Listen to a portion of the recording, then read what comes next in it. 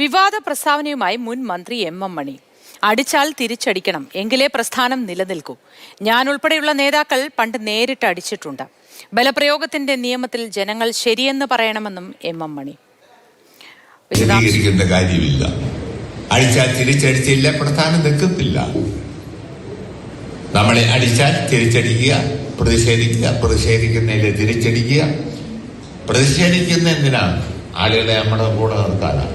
തിരിച്ചടിക്കുക, ആ ചെയ്തത് നന്നായി എന്ന ആളുകളെ കൊണ്ട് പറയിപ്പിക്കണം. അടിച്ചാൽ തിരിച്ചടിച്ചില്ലേ ഉണ്ടല്ലോ, തല്ലുകൊള്ളാൻ തന്നെ ആരും. അടിച്ചാൽ തിരിച്ചടിക്കുക തന്നെ ചെയ്യണം. തമാശല്ല. ഇവിടെ ഇരിക്കുന്ന നിങ്ങളുടെ നായകന്മാരെല്ലാം നേരിട്ടടിച്ചിട്ടുണ്ട്. ഞാനൊക്കെ അടിച്ചിട്ടുണ്ട്. മരിച്ചുപോയ നമ്മുടെ സഹാക്കൾ മരിച്ചുകൊണ്ട്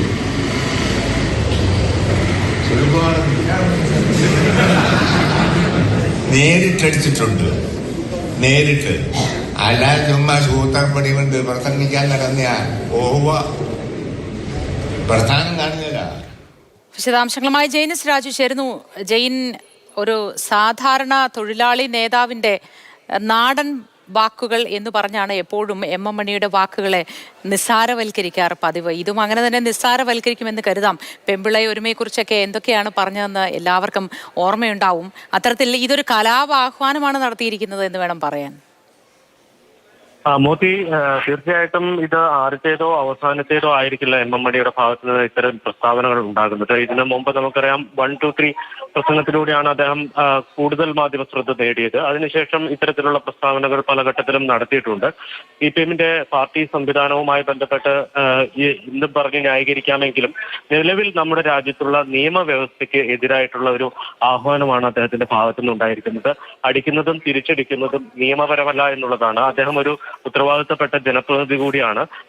സത്യപ്രതിജ്ഞ ചെയ്ത് ഭരണഘടനയോട് കൂറ് പുലർത്താൻ ഉത്തരവാദിത്തപ്പെട്ട ഒരാളാണ്. അപ്പോൾ അദ്ദേഹത്തിന്റെ ഭാഗത്തു നിന്ന് ഇത്തരത്തിൽ ഏതെങ്കിലും രീതിയിൽ നിയമവിരുദ്ധമായിട്ടുള്ള ഒരു കാര്യത്തിന് ആഹ്വാനം ചെയ്യുന്നത് ശരിയല്ല. പക്ഷേ ശാന്തൻപാറ ഏരിയ സമ്മേളനത്തിൽ അത്തരമൊരു പ്രസ്താവനയാണ് എം മണിയുടെ ഭാഗത്തുനിന്ന് ഉണ്ടായിരിക്കുന്നത്.